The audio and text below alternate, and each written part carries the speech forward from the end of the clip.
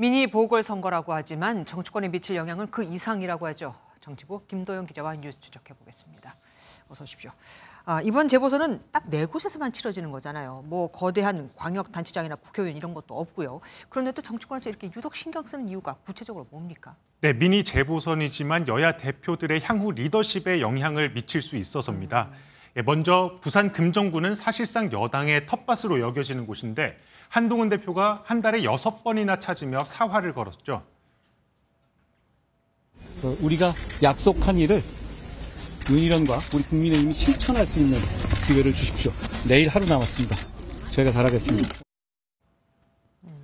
네, 야권 단일화로 박빙 승부가 예상되는데 만약 민주당에 진다면 한동훈 대표 리더십에도 타격이 갈 수밖에 없습니다. 네. 이재명 대표도 마찬가지인데요. 전남 영광에서 조국 혁신당이나 진보당이 이긴다면 민주당을 향한 호남 민심에 경고등이 켜졌다고 볼 수 있습니다. 그런데 한동훈 대표는 이번 선거 과정에서 막판에 대통령실을 겨냥한 발언을 참 많이 하지 않았습니까? 그러면 금정에서 지더라도 친한계는 대통령실 책임이다라고 몰아붙일 수도 있는 거잖아요. 네, 맞습니다. 이른바 명태균 게이트 등 대통령실 리스크가 계속 거론되고 있죠. 네. 이 때문에 설사 금정에서 지더라도 한 대표가 물러날 가능성은 적어 보입니다. 오히려 친한계는 김건희 여사 라인 정리 등 공세 수위를 더 높이면서 대통령실 책임론을 계속 언급할 것으로 전망됩니다. 친윤계는 남 탓하는 것으로 책임을 회피하면 안 된다고 벌써 맞서고 있고요. 네. 선거 이후에도 여당 내부 갈등이 계속되면 대통령과 있을 독대마저도 불투명해지겠죠.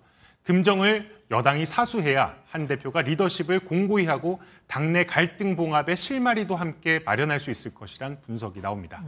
호남 민심도 굉장히 예측이 어렵더라고요. 영광 선거 결과가 야권 전반까지 영향을 미치게 될까요? 네, 전남 영광은 민주당 강세 지역에 조국 혁신당이 도전장을 내민 모양새 그런 맞습니다. 구도를 가지고 있죠. 여기에 지역 조직력을 기반으로 한 진보당의 기세도 만만치 않습니다. 만약 민주당이 혁신당이나 진보당에 밀린다면 야권 전체의 판세가 변할 수 있다는 얘기가 나옵니다. 민주당이 단일 대우를 계속 강조하는 이유기도 하고요. 끌어오르는 국민의 민심을 누가 받아 안을 거냐, 정치권에서, 정당에서. 네. 그럼 민주당 아니냐, 결국은 가장 큰 집이니까. 그래서 그 민주당의 힘을 몰아주자. 네, 민주당은 지난 총선에서 광주 전남 지역 비례대표 득표율이 혁신당에 밀렸었죠. 혁신당이 승리할 경우 일찌감치 선거에 사활을 걸었던 조국 대표의 정치인으로서의 무게감은 높아질 전망입니다. 반면 민주당이 지면 차기 대권주자로서 이재명 대표의 힘이 빠지는 건 물론 당내 장악력도 약해지는 게 아니냐는 시각이 있습니다. 내일 양당 대표의 표정이 어떻게 될지 오늘 밤 선거 결과에 따라 이제 달라지겠네요. 지금까지 김도형 기자와 뉴스 추적 함께했습니다.